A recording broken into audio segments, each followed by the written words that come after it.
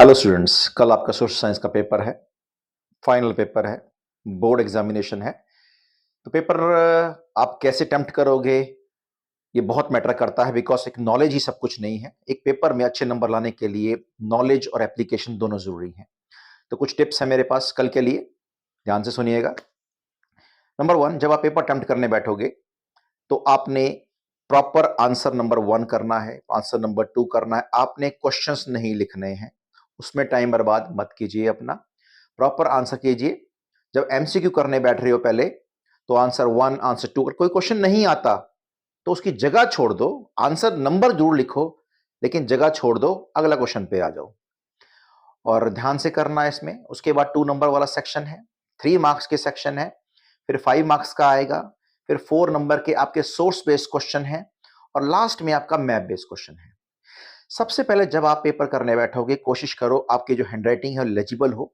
मैं ये नहीं कहता कि उसमें बहुत सुंदर हैंडराइटिंग होनी चाहिए आपकी, वो जरूरत नहीं, साफ होनी चाहिए ताकि एग्जामिनर उसको रीड कर सके अच्छी तरह से। हर आंसर के बाद एक लाइन जरूर छोड़नी है, कई बार एग्जामिनर भी कंफ्यूज हो जाता है, 2 क्वेश्चंस को एक क्वेश्चन समझ लेता है। आपने हर आंसर लाइन छोड़नी है। जब 2 नंबर के क्वेश्चन 2 मार्क्स के क्वेश्चन करोगे तो या 3 मार्क्स के करते हो या 4 या 5 मार्क्स के आपके लॉन्ग आंसर क्वेश्चन है, वर्ड लिमिट के कोई नेगेटिव मार्किंग नहीं होते।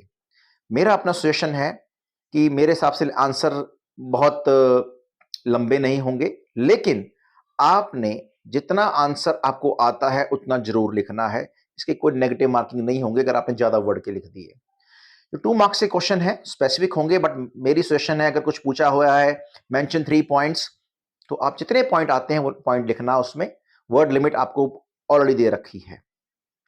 3 मार्क्स के क्वेश्चन आते हैं मेनली, अगर आपको लगता है कि ये 3 मार्क्स के हैं, 3 पॉइंट्स में हैं, तो आपको जितना मैक्सिमम आता है वो कीजिए। और ध्यान रखिएगा, आपने पैराग्राफ में कोई भी आंसर नहीं करना है, आपने हर आंसर को पॉइंट में करना है। अगर आपको लगता है कि मेरा पैरा में बन रहा है आंसर, पैरा जहां फुल स्टॉप लगता है उसको काट दो, अगले पे आ जाओ।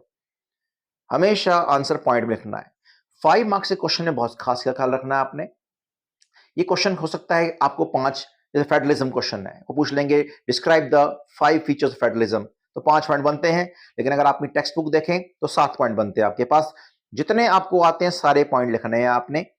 और सोर्स बेस्ड क्वेश्चन में खास क्या रखना है, नॉर्मली क्या होता है, सोर्स बेस्ड क्वेश्चन है जो 3 सोर्स आएंगे आपको, 12 मार्क्स के हैं, उसमें हर सोर्स में 3-3 क्वेश्चन है, 1+1+2। जो पहले 2 क्वेश्चन होंगे नियरली पैराग्राफ पे बेस्ड होते हैं और लास्ट क्वेश्चन हो सकता है थोड़ा बहुत एप्लीकेशन बेस्ड हो, लेकिन बहुत ज्यादा नहीं होगा। तो मेरा सजेशन आपको है, जो बच्चे अच्छे हैं, जिनको ग्रास्पिंग स्पीड उनकी अच्छी है, कॉम्प्रिहेंड कर पाते हैं, वो प्रॉपर देखिए, अपना आंसर बनाइए।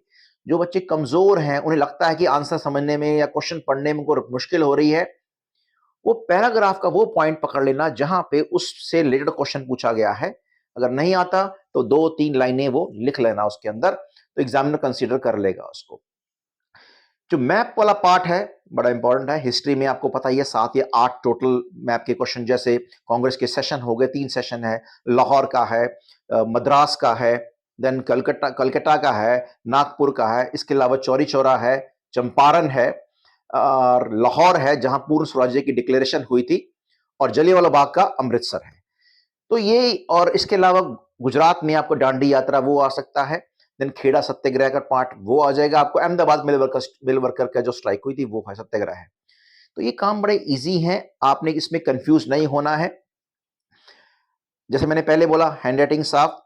जब आप 5 नंबर के 3 नंबर के क्वेश्चन करोगे तो आपने उन आंसर के पॉइंट्स में तो करना ही है, लेकिन अगर किसी पॉइंट की हेडिंग बनती है तो हेडिंग दीजिए, और अगर हेडिंग नहीं बन रही तो उस लाइन में कोई इंपॉर्टेंट वर्ड आपको आ रहे हैं जो आप एग्जामिनर को दिखाना चाह रहे हो, उसको पेंसिल से जिगजैग थोड़ा कर देना, एग्जामिनर की नजर पहुंच जाएगी, वो समझ जाएगा बच्चा मुझे क्या दिखाना चाह रहा है। मेरे हिसाब से पेपर, अगर आपने कंसेप्ट की नॉलेज ठीक से पढ़ा हुआ है कंसेप्ट, तो आपको पेपर अटेम्प्ट करने में मुश्किल नहीं आएगी, पेपर आपका टाइम से हो जाएगा। जो मैंने इंपॉर्टेंट टिप्स आपको दी है, ख्याल रखना, हर आंसर के बीच में लाइन जरूर छोड़ना, हैंडराइटिंग देखना आपकी साफ हो बिल्कुल भी, हेडिंग बने पॉइंट्स में अगर पॉसिबल है, नहीं बनती जिगजैग लगाओ, आंसर हमेशा पॉइंट्स में करना है आपने, पैराग्राफ में नहीं करना है। सोर्स पे खास ख्याल रखना है, क्योंकि 3 सोर्स जो बच्चे कमजोर हैं, वीक हैं, ये 3 सोर्स और जो एमसीक्यू है और हिस्ट्री के मैप के जो 2 मार्क्स के बनते हैं, ये आपको पास करवा देंगे आसानी से। और जो बच्चे जिनका लेवल आईक्यू हाई है, वो इसमें अच्छे नंबर से पास हो सकते हैं। और मुझे बिलीव है जो बच्चा सारा इसने पढ़ा है ठीक से, वो लिख लेगा प्रॉपर आंसर, उसको 80 में से 80 मार्क्स ही मिल सकते हैं। इसमें सीबीएसई की तरफ से कोई रोक नहीं है, एग्जामिनर को इंस्ट्रक्शन है। अगर बच्चे ने आंसर प्रॉपर लिखा हुआ है तो एग्जामिनर उसको 80 में से 80 मार्क्स भी दे सकता है। मैंने अभी पीछे अपनी क्लास के बच्चों को 10th ए को एक बच्चे की आंसर शीट शेयर की थी, जिसने बच्चे को प्रॉपर पूरे पूरे नंबर उसको मिले हुए हैं, क्योंकि उसका आंसर प्रॉपर पॉइंट से था। तो मेरी फाइनली आप सब लोगों को यही एक सजेशन है, काइंडली जो पॉइंट्स मैंने बताए हैं उसको ध्यान से दीजिए। And sorry for informing you let, थोड़ा बिजी था। और लेकिन फिर भी कोशिश रहेगी आगे से भी अपने जो बच्चे मेरे आगे आएंगे या चंडीगढ़ में और बच्चे हैं, वो आप इसको एक छोटा चैनल बनाया है इस पर्पस के लिए, ताकि गवर्नमेंट स्कूल के बच्चों को इंपॉर्टेंट हेल्प मिल जाए, ताकि उनको भी एक एग्जाम को अटेम्प्ट कैसे करना है खास सोशल साइंस को, उसमें हेल्प मिले फ्यूचर में, और ताकि वो बच्चे एक अच्छे नंबर से सीबीएसई के हर पेपर में पास कर सकें और अच्छे नंबर स्कोर कर सकें। धन्यवाद।